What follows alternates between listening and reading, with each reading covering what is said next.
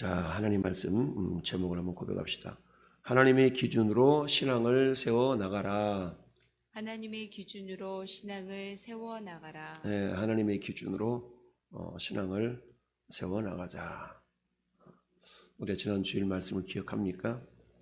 예수님의 길과 제자의 길이 있다. 우리는 제자의 길을 걷는 자들인데 이를 위해서 절대적으로 선행되어야 될 그 우리 믿음의 자세는 자기를 부인하는 것이다 라고 그랬죠. 자기를 부인하는 것입니다. 그래서 자기를 부인하는 것이 뭐냐? 내 생각, 내 뜻, 내 견해, 내 의지를 내려놓고 우리 하나님의 생각과 하나님 뜻과 하나님의 의지를 내 것 삼는 것이 자기를 부인하는 것이다. 그런데 야곱의 삶 속에서 이런 부분이 부족했다라는 것을 어제 우리가 살펴보았습니다.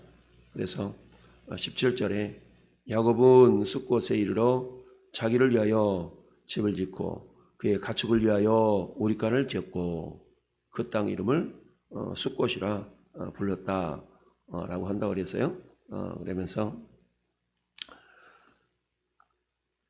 이 숫곳에 이르러 집을 짓고 여기서 집을 짓는다라는 그 단어는 그저 우리가 이동식 천막 텐트를 짓는 그런 어떤 의미가 아니라 집을 짓는다는 얘기는 오래 거주할 목적으로 이동형이 아니라 고정식 주택을 말하고 있죠. 이 야곱의 삶이라는 것은 어때요? 외삼촌 라반의 집이 있을 때부터 목축을 하는 그런 삶을 살았기 때문에 이 야곱의 인생은 이 정착해서 한 곳에 머물러 있는 그런 것이 아니죠. 그리고 이 숫곳이라는 것은 제가 카톡에다가 지도를 하나 올려놨는데 한번 봐보세요. 숫곳이 어딘가? 보면 숫곳은 야복강 그 하류예요. 야복강 하류. 그러니까 야곱이 진정 가야 될 곳은 아버지가 계신 곳이다. 아버지가 계신 곳. 가장 목적지는 아버지가 있었던 그곳까지 가야 되는데 그런데 이 숫곳에서 먼저 집을 지었다. 그러니까 야곱의 심정을 우리가 이해하지 못한 건 아니에요. 그러나 20여 년 동안 쎄빠지게 정말로 쎄빠지게 이리저리 다니면서 목축만 하다가 보니까 이제 뭐 하고 싶은 거예요?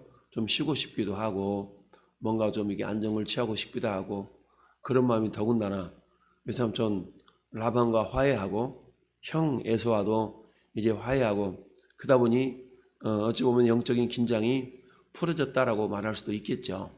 그래서 숫곳에서 집을 짓고 우리간도 짓고 이렇게 지금 그곳에서 머물기를 원했다. 자, 근데 이 숫곳이 어떤 곳인가? 숫곳 우리 창세기 12장으로 한번 가볼까요? 창세기 12장 어떤 곳이에요?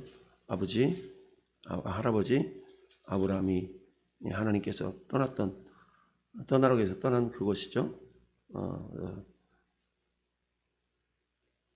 12장 저기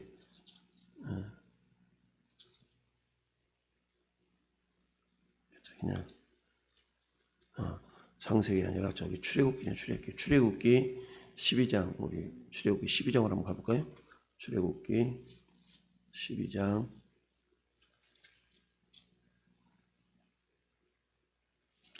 37절 한번 볼까요? 출애굽기 12장 37절 보면 이스라엘 자손이 람셋을 떠나 숫곳에 이르니 유아 외에 보행하는 장정이 60만 명 가량이었다. 자, 이 숫곳이라는 그 지명이 한번 나오죠. 숫곳. 그래서 이 숫곳과 오늘 말하는 숫곳과는 지금 지명은 이름 같은 것인데 이 숫곳은 그 뭡니까? 애굽 땅에서 처음 나왔을 때 뭐죠? 진을 쳤던 장소가 이제 숫곳이라는 장소인데 근데 그 숫곳과 오늘 본문의 숫곳은 참 다르긴 하네요. 다른 것이긴 한데 자, 그래서 오늘 지도 올려놓은 그 지도상에 나타난 숫곳은 야복강 그 하류에 해당되는 것이었고 요단강을 아직 건너기 전에 그런 지역이죠. 그래서 그곳에다가 일단은 에서는 세일로 돌아가고, 이 세일이라는 것은 요단 동편 저 하류 쪽에 요단 동편에 거기 보면 제가 지도 한번 다시 여러분 보세요. 지도 보면 지도에다가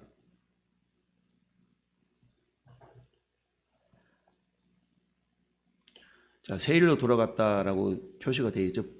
초록색으로, 연두색으로.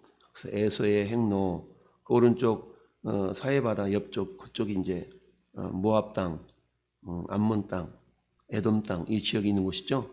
그곳에서 세일로 돌아갔는데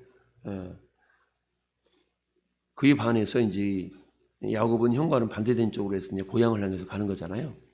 근데 그 가운데 지금 숫곳에서 일단 머물렀다가 그 다음에 이제 어디로 옮겨갔어요? 숫곳에서 18절 보니까 야곱이 바단 아람으로부터 평안히 가나안 땅 세겜에 이르러 그 성읍 앞에 장막을 쳤다. 그러니까 17절 17절과 18절 사이에는 좀 시간이 있는 거예요. 왜냐하면 우리 본문에 읽어본 내용에서 야곱의 딸 디나가 강간을 당하는 이런 안타까운 그런 일을 당할 때 나이가 그야말로 이제 남자의 관심 좀 있고 이런 처녀 때니까 시간이 꽤 좀 흘렀던 그런 상황이에요. 숫곳에서 옮겨서 이제 어디로 갔어요? 세겜이죠. 세겜은 자 요단 서편에 있는 베델과는 한 40km 떨어진 그런 지역인 거예요. 근데 하나님이 야곱과 언약했던 장소가 어디예요? 베델이었죠. 베델. 그래서 하나님께서 베델로 다시 돌아올 것을 하나님이 언약에서 맺으셨죠. 네가 돌아오기까지 내가 너를 떠나지 않고 내 일을 이루기까지 너를 버리지 않고 떠나지 않겠다라고 하셨던 그 언약의 장소는 베델인 거예요. 근데 지금 어디 머물러 있었냐면 세겜에 이르러 앞에 장막을 치고 그가 장막을 친 밭을 세겜 아버지 하몰의 아들들의 손에서 베크시타에 샀다. 그리고 거기서 제단을 쌓고 그 이름을 에렐로헤 이스라엘이라고 불렀다. 그러니까 이 야곱의 어떤 모습은 하나님을 예배하고 하나님을 높이는 그런 마음이 전혀 없었던 건 아니에요. 근데 이것은 한마디로 보면은 내 기준대로의 신앙이었던 거죠. 하나님이 원하시는 것은 먼저 베델로 올라가서 자기를 구원해 주신 그 하나님 앞에 언약을 신실하게 이행하신 하나님께 감사와 찬양을 올려야 될 것이 베델이었거든요. 왜? 그곳에서 하나님이 언약했고 야곱도 그렇게 서원을 했기 때문에. 그러니까 서원을 이룰 장소는 숫곳도 아니고 세겜도 아니고 어디였어요? 베델이었던 거예요. 근데 지금 1차도 숫곳에 머물러서 10수년간 있다가 이제 세겜으로 이렇게 지금 올라오게 된 거죠. 다시 또 이 세겜에서 이제 하나님 이름을 불렀고, 근데 그곳에서 어떤 일이 발생을 해요? 레아가 야곱에게서 낳은 딸 디나가 1절 보면 어때요? 땅의 아들들을 보러 나갔다. 사람의 어떤 그 삶의 행동의 어떤 기준이 되는 근거가 되는 여러 가지 생각들, 이런 것들은 대부분 우리가 시각으로부터 정보를 제공받고 움직이는 경우가 많죠. 에덴 동산에서 하와가 범죄하게 된 기본적인 동기도 뭐예요? 귀로 듣고 눈으로 보고 이거 아니겠어요? 사단에 의해서 정보를 공급받고, 그러고 어때요?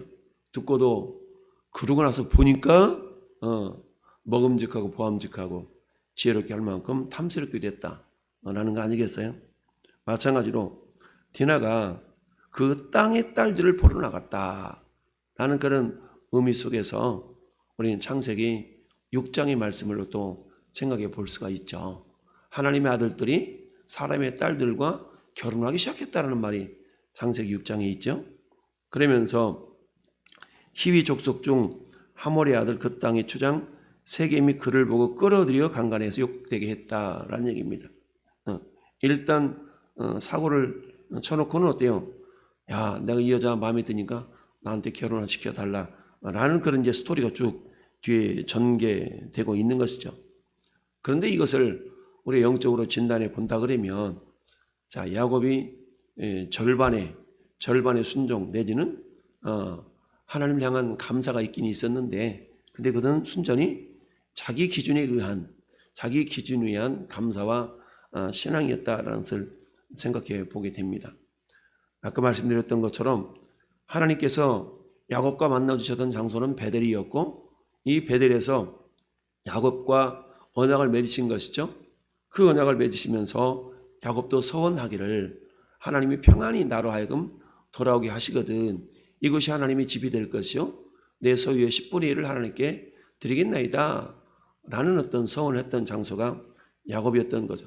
그렇기 때문에 하나님께서 야곱에게 은혜를 베푸셔서 외삼촌과 형 에서와 화해를 행하고 이처럼 모든 것이 평안하게 하나님께서 하셨다면 야곱이 생각해야 됐을 것은 뭐냐면 하나님과 맺었던 서원을 이행하는 일이 시급했던 거죠. 그저 머물러서 이곳에서 좀 안정 좀 취하고 이것이 좋은 것 같아.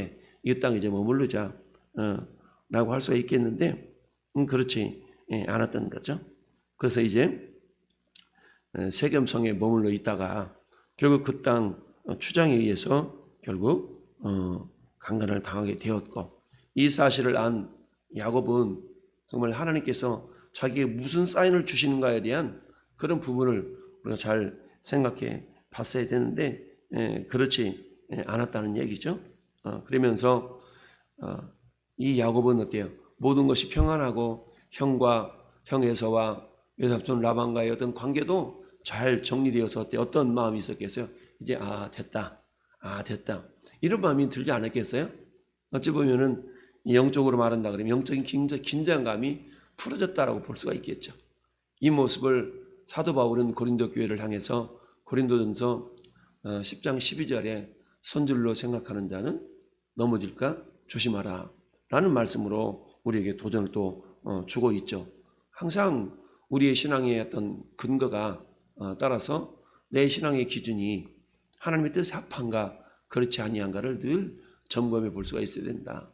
그래서 사도 바울이 로마서 12장이죠. 로마서 12장 1절 2절에도 말씀하고 있죠. 하나님이 선하시고 기뻐하시고 온전한 뜻이 무엇인가를 분별하라 하면서 우리는 삶의 예배자가 될 것을 말씀하고 있죠. 자, 그런데 지금 야곱은 그러하지 못했다는 얘기입니다. 하나님의 은혜를 경험했고 그야말로 분이엘 아침에 정말 하나님의 어떤 얼굴을 배없는 그런 놀라운 은혜를 경험했음에도 불구하고 그 마음 가운데서는 가장 먼저 이제 뭐 해야 돼요? 하나님과 맺었던 언약을 이행하려고 하는 서원을 이행하려고 하는 어떤 그런 깨어있음이 부족했다라는 이야기입니다. 그러다 보니까 어때요? 이 세겜성은 여전히 그야말로 야곱이 머물러야 될 곳이 아니었던 거예요. 야곱이 머물러야 될 것이 아니고 결국 야곱이 1차적으로 가야 될 곳은 베델이었고 그리고는 아버지가 계시는 브엘세바 땅이었던 거죠. 그런데 그러지 않냐고 숫곳에서 자기를 위하여 이것은 무슨 말입니까? 자기 기준대로 신앙의 모습이 갖춰져 있다라고 말할 수가 있습니다. 그러다 보니까 어때요? 그러다 보니까 자녀인 디나를 통해서 하나님께서 뭔가 사인을 주고 있는 모습인 것이죠. 그러니까 참 우리가 부모가 어떻게 신앙생활을 잘 하느냐는 굉장히 중요하다는 얘기입니다. 설령 자식들이 많이 생기고 그래서 자식들이 너무 힘들고 어려우니까 아버지 얘기도 좀 쉬었다 갑시다 이럴 때도 이렇게 할 수도 있는 거 아니겠어요? 그러면 깨어 있었다라면 야곱이 뭐라고 대답했겠어요? 무슨 소리냐 아들들아, 내가 하나님께 어떤 은혜를 입었는데 그 하나님께서 이러이러한 나에게 은혜를 주셨고 나는 그 은혜를 갚도록 분명히 하나님이 약속하신 장소가 있단다. 그곳이 베델이라는 곳인데 속히 그곳까지 가자 라고 하면서 자식들을 이끌고 갔어야 되는데 그렇지 아니하고 어때요? 그 자식들 가운데 피곤해요 뭐예요 뭐 그러지 않았겠어요? 그러니까 1차적으로 야 그래 우리 여기 숲곳에서 일단 머물자 라고 하면서 1차적으로 그래서 막 집도 짓고 거기서 막 아주 장기 거주를 할 요량으로 그렇게 했다라는 얘기인데 그런데 하나님께서는 어때요? 야곱으로 하여금 지금 원하시는 것이 네 소원을 이루라 하는 걸 다 기억하고 계신 것이죠. 내가 너에게 어떻게 어떤 은혜를 베풀었는가 네가 알고 있지 않냐. 그 은혜를 잊어버리지 말고 내가 너와 맺었던 언약의 장소인 이 베델을 가야 되는데 그렇지 않냐고 1차적으로는 숫곳에 2차적으로는 세겜에 이렇게 어찌 보면 머뭇거리는 그런 모습. 그렇다고 해서 하나님이 잊어버린 것은 아니잖아요. 하나님이 잊어버린 건 아니야. 우리 흔히 말로 그렇잖아요. 내가 주일을 빼먹어서 헌금을 안 했어. 막 이러면서 하나님께 대한 어떤 원망 이런 것을 토로할 때가 있을 수가 있거든요. 그럴 때마다 우리는 어때요? 내가 혹시 내 생각이, 내 뜻이, 내 의지가 하나님 생각과 하나님 뜻보다 앞선 것은 없는가 이런 걸 점검해 봐야 되는데 그렇지 아니하고 그래서 오늘 디나가 굉장히 어려움을 겪는 이 모습은 신앙이라는 것은 결국 자기 만족이 아니다. 자기 만족이 아닌 하나님의 만족으로 결국 신앙의 기준을 세워나가야 된다라는 얘기입니다. 야곱은 굉장히 흐뭇했고 만족했잖아요. 형의 문제도 해결되었고 삼촌 라반과의 문제도 해결되었기 때문이니까 마음이 얼마나 이제 평안했겠어요. 긴장도 풀리고. 그렇지만 우리가 늘 주님 말씀하시기를 근세나라 깨어라. 너희 대적마귀가 오는 사자와 같이 두루다니며 삼킬 자를 찾는다. 선줄로 생각하는 데는 넘어질까 조심하라. 마귀는 항상 우리에게 틈을 기회를 엿보고 있는 거 아니겠어요? 그러니까 늘 우리가 영적인 긴장을 놓치지 말고 우리 오늘 하루의 삶 하나하나가 혹시 내 기준에 자기만족의 신앙생활을 하고 있는 것은 아닌가. 내가 이 정도면 됐지. 그래 적어도 나 이 정도는 내가 잘하고 있는 거야 라는 어떤 자기만족에 빠져서 신앙생활을 할 수도 있거든요. 나는 내 삶이 이러니까 나는 이것이 최선이야. 이 정도면 돼. 라는 어떤 모습으로 우리가 자기만족에 빠져서 신앙생활을 할 경우에는 하나님 원하시는 뜻보다 내 신앙의 기준에 의해서 내 기준에 의해서 신앙이 이렇게 세워져 나갈 수가 있거든요. 그래서 늘 우리는 깨어서 하나님의 말씀이 과연 무엇라 나에게 말씀하고 있는가라는 것을 알기 위해서 우리가 하나님의 말씀을 주야로 묵상하며 그 주님의 뜻을 분별해내는 그런 지혜로움이 저와 여러분 가운데 있기를 예수님의 이름으로 축원을 드립니다. 아멘.